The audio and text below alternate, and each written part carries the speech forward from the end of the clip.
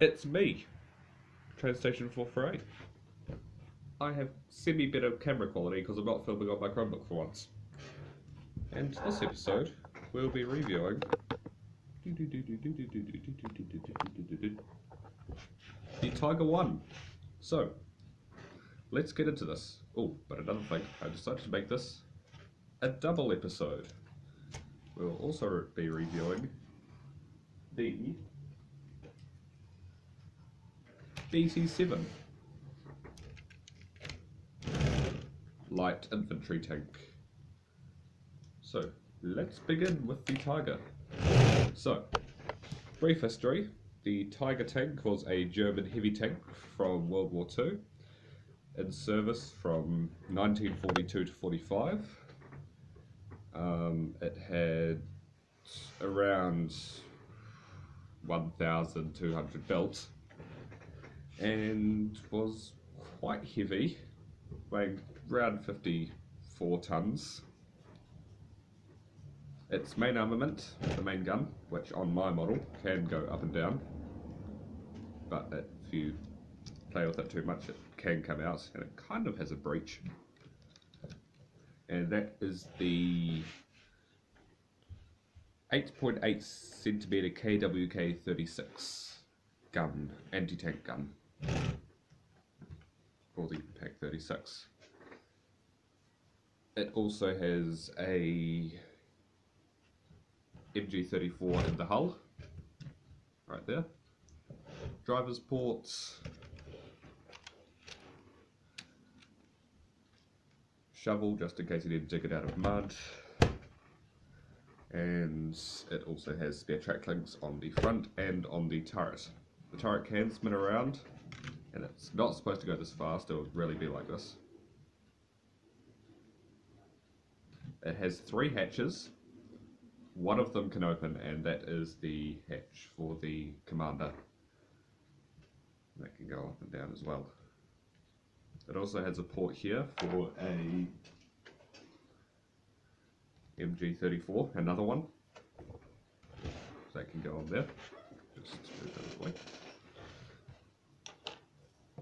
It also has the box at the back which can hold spare ammo, parts, anything.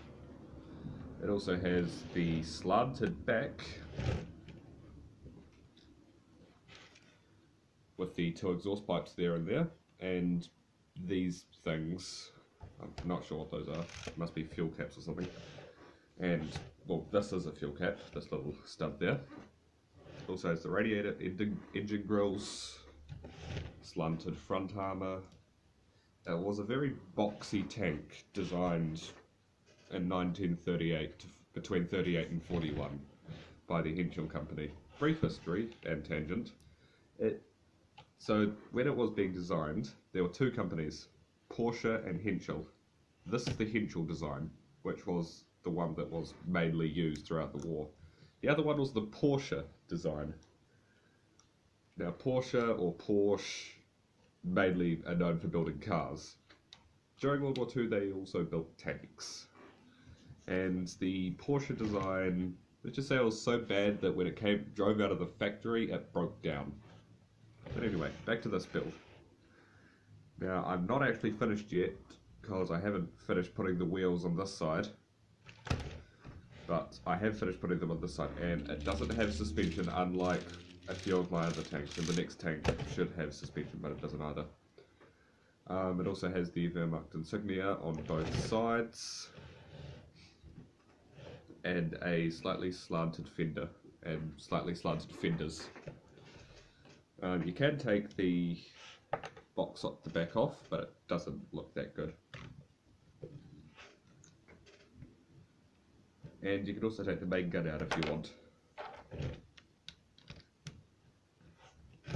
But I mainly designed this off the Alsif A model, the early war model. Now the early war model didn't have these track links on the side of the turret, but I decided to put them there because I had a surplus of them.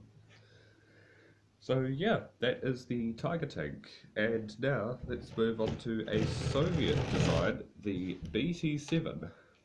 So, the BT-7 was a Russian cavalry or infantry tank, which mainly supported the infantry. But this is also known as the tank which made the fastest jump. It had a suspension system called the Christie suspension, which uses these coil springs, I think, but I wasn't able to replicate that with the size that I was given. It has very well sloped frontal armour, no secondary armament as far as I know, and the main gun.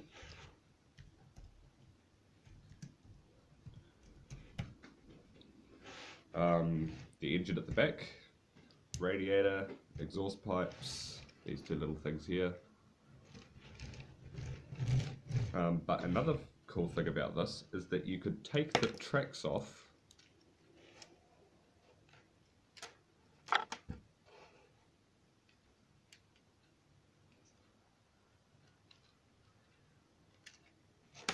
and drive it like an armoured car, and it can still go at very high speeds. So it had these gears, so this was the main driving gear which was connected to the motor. So it had these array of gears which drove down to this wheel here, which meant that it could drive along.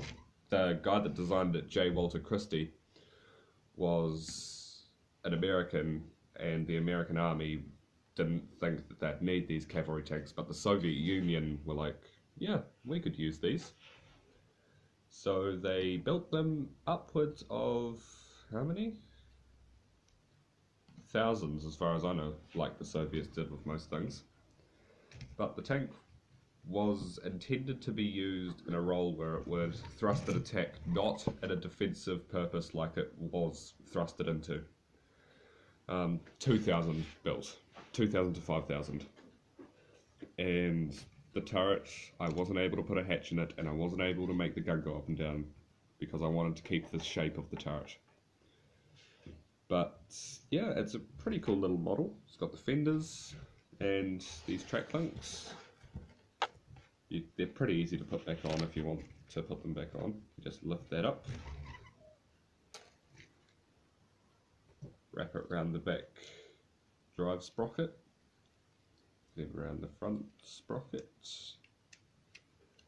and it's probably easier to do it by breaking the tracks off, because you can take Lego tracks off with quite ease like that.